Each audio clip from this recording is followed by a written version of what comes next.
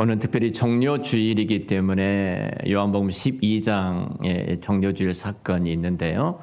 그 본문은 우리가 함께 읽지를 않았습니다. 잠깐 우리 친구들 위해서 종료주일 영상 한 2분 정도 되는데 함께 보도록 하겠습니다. 종료주일에 대해 살펴보겠습니다. 종료주일은 예수님께서 십자가 죽음을 위해 예루살렘에 입성하신 사건을 기념하는 주일입니다. 이스라엘 백성들은 예루살렘에 입성하시는 예수님을 맞이하기 위해 겉옷을 길에 펴고 종려나무가지를 흔들었는데요. 이것이 종료주일의 유래입니다. 이스라엘 백성들은 종려나무가지를 흔들며 예수님을 향해 호산나 다윗의 자손이여 라고 외쳤는데요. 여기서 호산나는 제발 자유롭게 하소서, 구원하소서라는 뜻입니다. 또한 종려나무가지는 승리, 기쁨 등의 의미가 담겨 있습니다.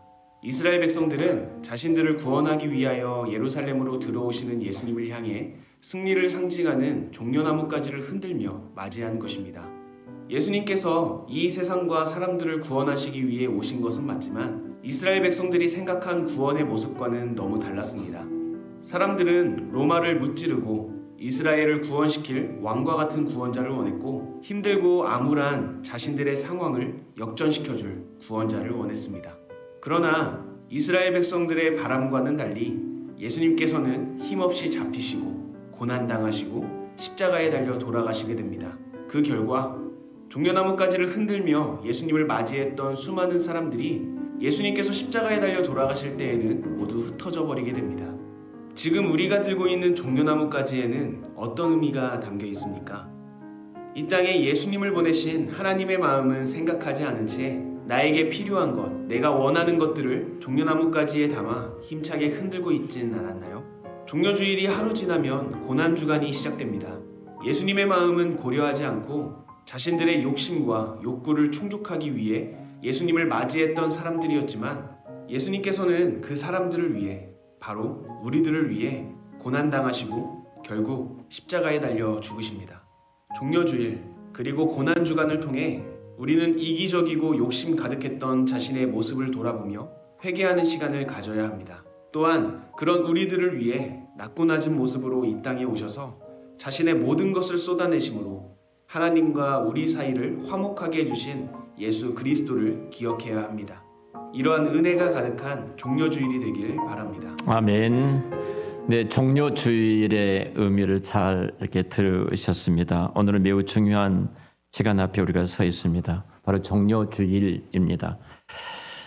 그리고 이 주간은 고난주간, 이 한 주간이 시작되었는데요. 이 말은 어떤 의미이냐면 십자가가 시작되는 이제 시간이고 우리의 구원의 완성을 위해서 그 길을 걸어가는 길이 주님이 걸어가신 길이 열리는 시간이기도 합니다. 오늘 창세기를 계속 강의하고 있기 때문에 이 본문을 통해서 아무런 종료주일과 상관이 없다 이렇게 생각하실 수도 있지만 우리가 구약 성경 어디를 열어도 어디를 찔러도 예수 그리스도의 피가 있고 예수 그리스도가 등장하기 때문에 이 말씀을 통해서 종료주일과 함께 그 주의 은혜를 나누고자 합니다. 오늘 창세기 이 말씀이 전환점을 말하고 있는데요. 성경은 이렇게 시작합니다. 이삭이 젖을 떼는 때에 라고 말합니다. 젖을 떼는 때에. 보편적으로 젖을 떼고 이유식하는 개월이 6개월 정도 되면 아이가 태어나서 이유식에 들어가죠. 엄마의 젖을 떼는 시기이기도 합니다. 1년 전으로 보기도 하고요. 예전에 우리가 있을 때는 이유식 자체가 없었기 때문에 학교 들어가기 전까지 저놈은 젖을 먹었다 이런 친구들도 있었어요. 유대 문화에서 보편적으로 젖을 떼는 그 나이는 한 3, 4세 혹은 5세 이 정도의 젖을 뗍니다. 젖을 떼는 그 시간은 아주 중요한 의미를 담고 있어요. 이 생명이 존재하게 되었다, 생존하게 되었다 하는 의미를 가지고 있습니다. 이삭이 젖을 떼는 때예요. 사실은 이건 단순히 이삭이 성장했다, 이제는 성장해서 젖을 떼고 정상적인 아이로 이제는 자라는 기간이다, 그렇게만 성경은 보는 것이 아니겠죠. 젖을 떼었다 이 말을 특별히 성경이 기록한 이유가 있지 않겠습니까? 그리고 그날 아브라함이 큰 대연을 잔치를 벌였다고 성경 말하고 있거든요. 분명히 이 말씀은 어떤 의도를 갖고 성경이 우리에게 지금 하나님께서 성경을 통해서 말씀을 하고 계십니다. 이 젖을 때는 나는 보편적으로 성장하는 기간보다도 생존이 됐다. 그리고 하나님이 이삭을 통해서 내 아들 이삭을 통해서 그 언약의 과정이 이루어져 가는 하나님의 언약, 약속했던 그 약속들이 이 아들을 통해서 이루어져 가게 되어지는 한 사건이기도 합니다. 그래서 큰 잔치를 베풀게 되어지죠. 그런데 문제가 생긴 겁니다. 어떤 문제가 생겼냐면 이날 이삭의 형이 있죠. 이삭의 형이 있는데 형의 이름이 이스마엘이에요. 이스마엘. 이삭이 태어날 때가 형이 몇 살이었냐면 13살에서 14살 정도 이제 봅니다. 보편적으로 그 나이로 봐요. 이삭이 젖을 뗐다면은 3살에 젖을 뗐다면은 17살 정도 볼 것이고요. 뭐 1살에 뗐다면 15살 뭐 이 정도 보지 않겠습니까? 보편적으로 17살 먹은 그 형이 이삭을 구박을 한 겁니다. 이삭을 조롱하는 겁니다. 단순히 비웃고 조롱하는 것이 아니라 이 말의 원문의 그 배경에 중요한 것은 아주 악의적인 것을 가지고 이삭을 힘들게 했다. 고통을 주었다. 이 이야기입니다. 내 동생이 젖을 때는 그날에 그 모든 잔치를 벌이니까 형으로서 얼마나 기쁘겠어요. 근데 이스마엘이 누구냐면 상속자가 아니죠. 그러니까 인간의 힘을 가지고 인간의 어떤 계산을 가지고 세속적으로 드러난 아들이 바로 이스마엘 아닙니까? 하갈을 통해서 사라를 통해서 낳은 아들이 아니라 하갈이라는 여인을 통해서 낳은 아들이지만 이 아들은 아브라함 입장에서 보면은 똑같이 둘 다 내 아들인 거예요. 근데 이 잔치를 벌이는 그날에 이 이스마엘이 이 16, 17, 15 이상 먹은 이 형이 그 꼬맹이 예를 들면 우리 은호 같은 이 어린아이를 구박을 하는 겁니다. 아주 못되게 구는 거예요. 그것을 바로 이삭의 엄마 사라가 보게 되어집니다. 얼마나 큰 충격을 받죠. 그러니까 이것을 보고 나서 사라가 남편 아브라함을 찾아갑니다. 그리고 이스마엘을 낳았던 여인 하갈을 쫓아내라 이렇게 말해요. 근데 이스마엘한테 당신의 아들, 당신이 낳은 아들 이렇게 말해요. 피부치는 똑같죠. 그러니까 당신이 낳은 아들과 하갈을 쫓아내라. 그러니까 아브라함 입장에서는 큰 근심할 수밖에 없죠. 그러지 않습니까? 내 아들인데 똑같이 내 아들인데 이 아들을 쫓아낸다니 얼마나 괴롭겠습니까? 큰 괴로움을 갖고 있을 때 하나님이 찾아오십니다. 아브라함아 괴로워하지 말아라. 그 아들을 내보내라 그냥. 내보내. 그리고 내가 그들을 통해서도 큰 민족을 이루겠다. 하나님이 계획하셨던 그 말씀을 듣고 아브라함이 드디어 하갈과 사라를 내보냅니다. 이것이 오늘 말씀이에요. 이 말씀을 통해서 특별히 이삭이 태어난 날과 오늘 우리가 조금 전에 영상으로 봤던 종려주일과 무엇이 같을까? 어떤 공통점이 있을까? 그런 생각을 가질 수가 있을 것입니다. 자, 오늘 예루살렘 입성할 때 예수님께서 수많은 백성들이 나와서 자기들의 겉옷을 벗고 그 나귀 앞에 깔고 종려나무를 꺾어서 흔들면서 호산나 다윗의 자손 예수여라고 예수님을 영접한 것을 보게 되어지죠. 이 종려나무라는 것은 아까 설명을 해주었던 것처럼 여기서 기쁨, 승리, 그리고 왕의 영광 이런 의미를 갖고 있어요. 종려나무 가지 자체가. 그러니까 종려나무 가지를 흔들었다는 것은 승리의 큰 기쁨을 가지고 왕의 그 임재를 환영하면서 예수님을 호산나 다윗의 예수여라고 저들이 노래 부르고 찬양을 했던 것입니다. 근데 이들의 모든 목적은 하나예요. 어떤 목적이에요? 우리는 로마의 압제 아래 있기 때문에 이 메시아라는 이 예수님이 이 성에 들어오시면은 그 압제로부터 우리 해방을 시켜줄 것이다. 자유를 줄 것이다. 이 정치적인 목적을 갖고 있는데 예수님은 그 길이 아니시죠. 예수님이 걸어가셨던 그 길은 중요해요. 환영이 있습니다. 예루살렘 들어가실 때 환영을 받죠. 그리고 거기에 배척이 등장합니다. 그리고 십자가 길이 열려지죠. 자, 이삭이 젖을 떼는 날하고 거의 비슷한 어떤 현상을 우리가 본문에서 보게 되어집니다. 겉으로는 잔치예요. 겉으로는 큰 기쁨이에요. 이삭이 그 젖을 떼는 날에 큰 잔치를 벌이고 기쁨이 있었던 것처럼 예수님께서 예루살렘 입성할 때 큰 잔치와 기쁨이 젖을 가운데 이루어집니다. 그러나 그 안에는 갈등이 있고 증오가 있고 긴장이 있고 충돌이 있고 싸움이 있는 것을 보게 되어집니다.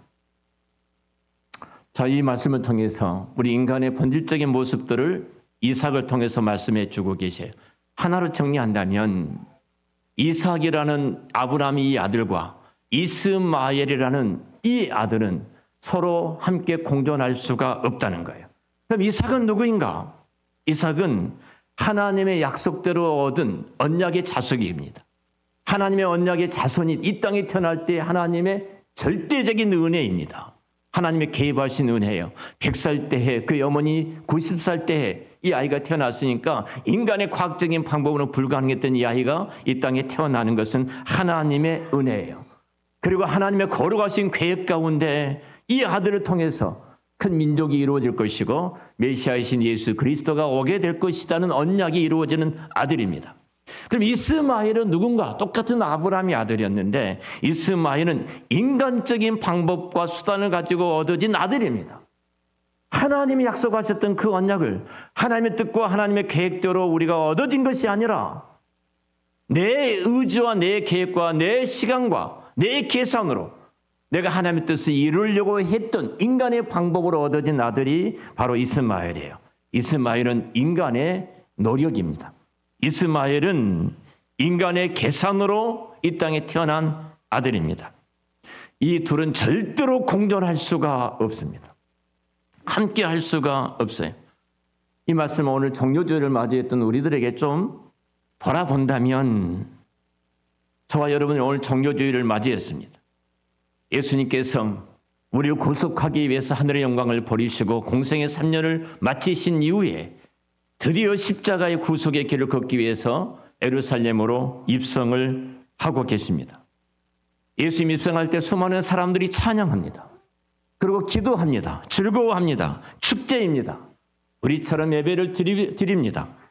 그러나 그 안에는 무엇이 있는가? 그 안에는 바로 이삭도 있고 이스마엘도 있었다는 사실입니다. 우리가 겉으로 우리도 신앙생활을 합니다. 예배를 드리고 기도도 합니다.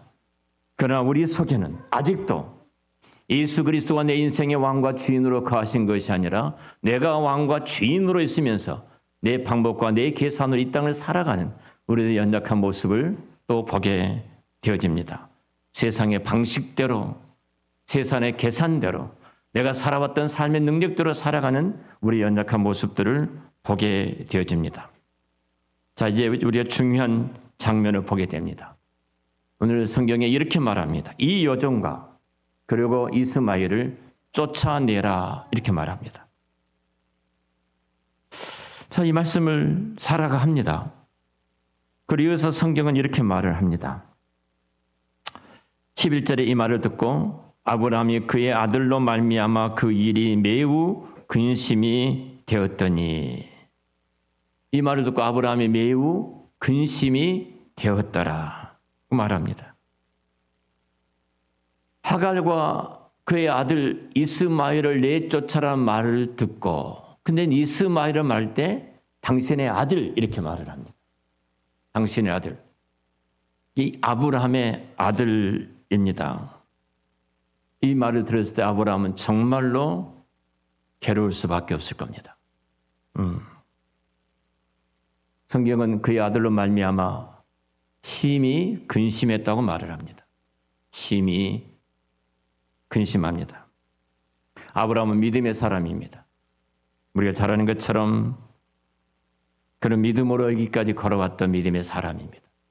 그리고 하나님의 언약이 이루어지는 그 현장에 큰 잔치를 베풀었던 사람입니다.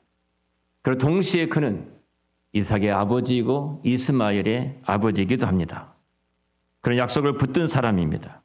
그러나 그 현실은 드디어 갈등 속에 있을 수밖에 없습니다. 이스마엘을 쫓아내야 합니다. 고난주간에 특별히 정료주일을 맞이하면서 내 안에 있는 하나님께서 기뻐하시지 않는 그 일. 성령께서 우리 가운데 특별히 조명해 주셔서 그것을 드러내게 하시고 그것이 내 인생의 전부인처럼, 내 자존심의 전부인 것처럼, 그것이 내 인생의 생존의 전부인 것처럼 내가 붙들고 있는 그것을 내쫓으라 말씀하실 때, 그리고 우리가 진정으로 정료주의를 지키며 환난 주간 그리스도와 함께 걸어가기 위해서 우리는 우리 자신들을 한번 깊게 돌아봐야 할 것입니다. 오늘 12절입니다. 자, 성경 12절은 이렇게 말합니다. 하나님이 아브라함에게 이르시되 내 아이나 내 여종으로 말미암아 근심하지 말고 사라가 내게 이른 말을 다 들으라. 하나님이 아브라함에게 이르시되 드디어 하나님이 개입하십니다. 하나님은 지금 아브라함의 형편과 상황을 모르신 것이 아닙니다. 정확하게 알고 계십니다. 아브라함이 했던 그 근심과 그 괴로움을, 그 아픔을 예면하지 않으십니다. 그리고 직접 찾아오셔서 그 아브라함에게 방법을 제시해 주십니다. 하나님이 개입하셔요. 하나님이 이 개입을 통해서 두 가지를 우리에게 보여주고 있습니다. 그 중에 하나가 하나님은 아브라함의 근심을 알고 계세요. 우리가 종료주일과 고난주간을 이제 맞이할 겁니다. 우리가 지날 텐데요. 하나님은 여러분들이 갖고 있는 모든 그 근심과 염려를 알고 계신 줄로 믿습니다. 우리의 모두를 알고 계세요. 나의 애로움을 알고 계시고 나의 아픔을 알고 계시고 나의 눈물을 보고 계십니다. 그리고 또 하나입니다. 하나님은 그 근심 가운데 길을 열어주시는 하나님이십니다. 인간적으로 이해되지 않는 상황 속에서도 하나님과 뜻과 계획은 여전히 진행되고 있는데요. 하나님께서 드디어 그 아브라함에게 도무지 이해가 되지 않습니다. 하나님께서 어떻게 이스마엘을 쫓으라는 그 말 앞에 오케이, 네, 쫓아라. 그렇게 말씀하실 수 있겠는가? 아버지 입장에서는 큰 두려움이 찾아올 것입니다. 그런데 그 말에 순종할 때 하나님은 그의 육신의 피부치였던 이스마엘을 책임을 져주십니다. 그분이 우리 아버지시요. 하나입니다. 하나님이 지금 우리에게 원하는 것은 내 이성과 상식으로 하나님 말씀을 재단하지 말고 그 하나님이 말씀하실 때 그 말씀 앞에 아멘으로 순종을 하라는 겁니다. 그때 하나님이 역사하신 손길들을 우리가 보게 될 줄로 믿습니다. 여러분, 분명한 것은 하나님은 고난주간에 우리가 고난주간에 이제는 내일부터서 특별 새벽기도를 통해서 우리가 말씀들을 함께 나누게 될 것입니다만 이 장면은 어찌 보면 십자가와 정확하게 연결되지 않는가 싶어집니다. 예수님께서 왜 십자가를 지시하면 했을까요? 그 하나입니다. 하나님의 공의와 그 사랑을 동시에 실현하기 위해서 십자가를 지으셨습니다. 죄로 말미암아 내가 하나님의 심판과 진노 속에서 지옥 갈 수밖에 없는 그 공의로운 하나님의 속성. 그러나 하나님은 또 죽기까지 나를 사랑하셨던 그 하나님의 사랑. 이 두 가지를 이루는 가장 지혜로운 현장이 바로 십자가입니다.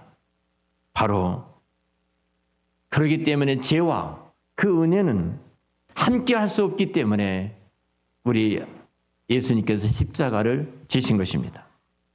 내 안에 옛사람과 새사람이 함께 할 수 없기 때문에 예수님께 십자가를 지셨습니다. 세상 나라와 하나님 나라가 공존할 수 없기 때문에 예수님께서는 십자가를 지셨습니다. 그리고 말씀하십니다. 끊어내라는 겁니다. 그리고 분리하라는 겁니다. 그리고 죽으라는 것입니다. 사도 바울은 그날마다 내가 십자가 위에서 죽노라고 외쳤던 것입니다.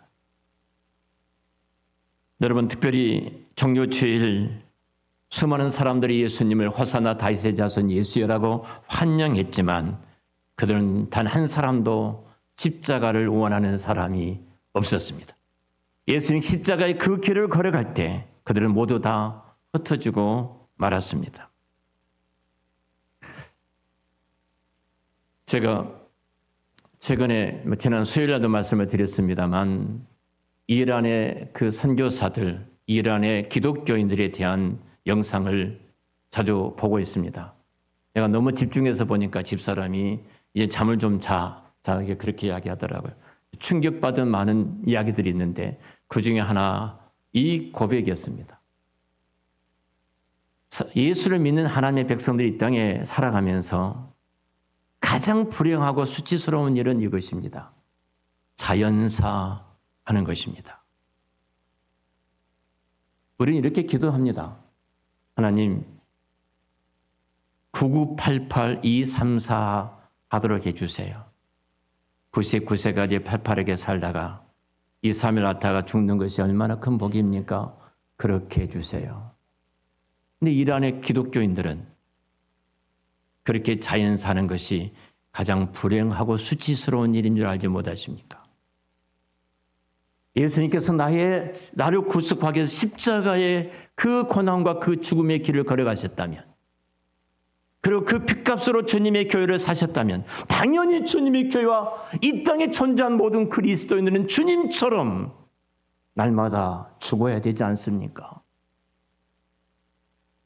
자연사하는 것이 부끄러운 일인 줄 알지 못하십니까? 그들은 그 각오로 복음을 전하고 그들이 분명한 것은 신앙을 받아들이는 순간 그들은 모든 것으로부터서 끊어집니다. 가족과 공동체로부터 끊어지고 언제 테러와 죽음의 위협이 찾아올지 모릅니다. 제가 순교자의 소리의 잡지를 매달 받아보고 있습니다.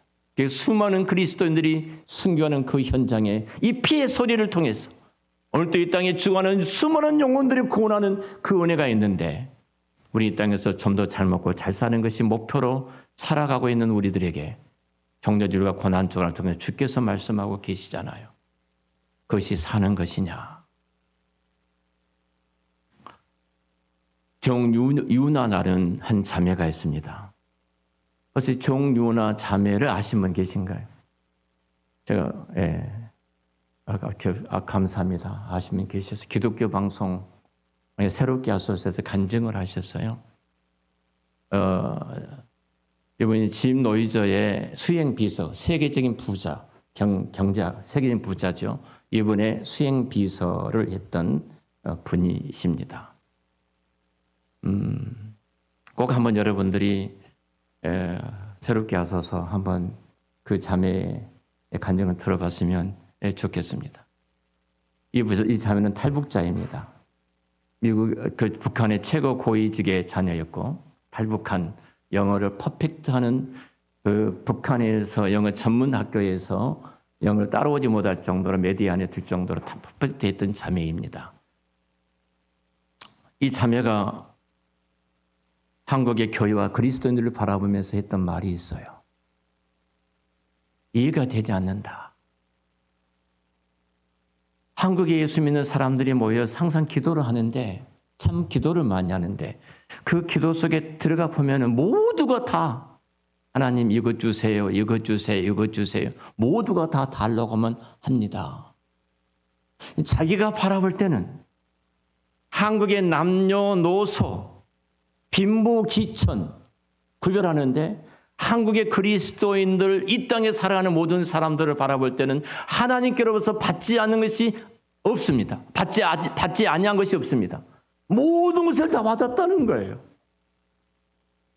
그 북한이라는 그 땅에서 이 땅의 남한의 사람들을 바라볼 때는 이 땅에 가지고 있는 한국 사람들은 정말로 잘 살고 하나님께로부터 모든 게 다 받았는데 그들은 기도할 때마다 하나님 이것 해주세요, 이것 해주세요, 이것 해주세요 이렇게 기도하는 한국의 그리스도인들을 바라볼 때마다 가슴이 찢어진다는 겁니다. 감사하지 못하고 하나님께서 우리에게 모든 것을 선물로 주셨습니다. 받지 아니한 것이 아무것도 없습니다. 다 주셨어요. 하나님이 그 형편과 처지에 따라서 완벽하게 모든 것을 다 주셨다면 그들이 바라볼 때 우리는 다 받은 자들이에요. 그럼 그것을 가지고 무엇을 위해서 주셨을까요? 구급팔팔 234 하기 위해서 주셨을까요? 자연 사는 것이 가장 축복이라고 생각하는 우리들에게 그것을 누리면서 살라고 모든 것을 다 주셨을까요? 그분이 볼 때는 그것이 아니라는 겁니다. 그것을 통해서 그 선물을 주신 것은, 그것을 맡기신 것은 당신으로 하여금 예수 그리스도의 그 복음과 하나님 나라를 위해서 살아가신 선물인데 그 선물이 부족하다고 계속 더 달라고 기도하는 한국의 기독교인들을 바라볼 때 참 마음이 아프다. 이 이야기를 하는 것을 들었습니다. 여러분, 이미 우리는 충분히 다 받았습니다. 그런데 우리의 모습을 보면은 이 땅에 마치 성경에 나오는 거머리에게 두 딸이 있어서 만족하지 못하고 다고다고 하는 것처럼 그런 우리들의 모습들이 아닌지 모르겠습니다. 하나님께서 우리에게 모든 것을 다 주셨는데 그것을 통해서 예수 그리스도를 위해 목숨을 버렸던 순교자의 수많은 믿음의 선배들이 걸어갔던 또 동료들이 걸어갔던 그 길이 가장 영광스러운 그 길로 걸어갔던 저들인데 우리는 부족하다고 늘 부족하다고 서로 불평한 우리들의 모습이 아닌지는 모르겠습니다. 종료주의를 맞이하면서 또 고난주간을 우리가 이제 맞이할 건데 지낼 텐데요. 스스로 우리 모습을 돌아봤으면 좋겠습니다. 나는 여전히 이스마엘 같은 그 모습으로 이 땅을 살아오고 있지는 않는지.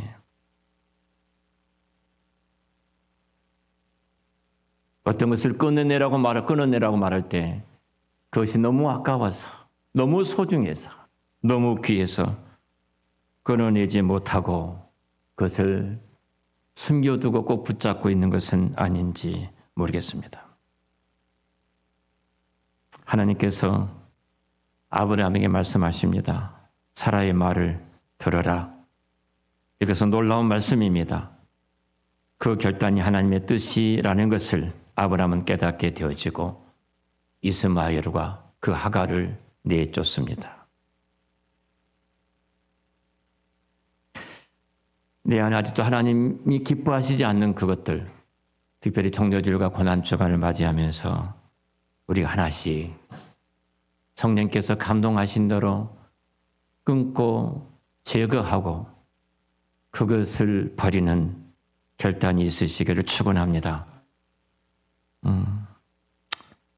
종료주일 진짜 의미는 단순한 환영의 날이 아니라 결단의 시작이고 십자가로 들어가는 문이고 그리고 그 십자가에 마주 섰을 때 우린 진짜 자유를 누리게 될 줄로 믿습니다. 하나님은 저와 여러분에게 묻고 있습니다. 오늘 내가 끌어낼 것이 무엇인지, 내가 오늘 내려놓을 것이 무엇인지 하나님 앞에서 그것을 내려놓고 그것을 끊을 때 예수의 십자가의 그 복음의 참된 영광과 그 실제가 우리 가운데 이루어지게 될 줄로 믿습니다. 우리 함께 기도했으면 좋겠습니다. 오늘 말씀을 생각하면서 하나님 내 안에 이스마엘을 보게 하소서. 내 안에 이스마엘을 보고 그것을 예면하지 않고 그것을 꺼내낼 수 있는 용기를 주시고 십자가를 따르는 참 제자의 길을 걸어가는 이 은혜를 베풀어 주옵소서. 우리 함께 이 말씀을 붙잡고 주여 한번 부르고 하나님 앞에 기도하겠습니다.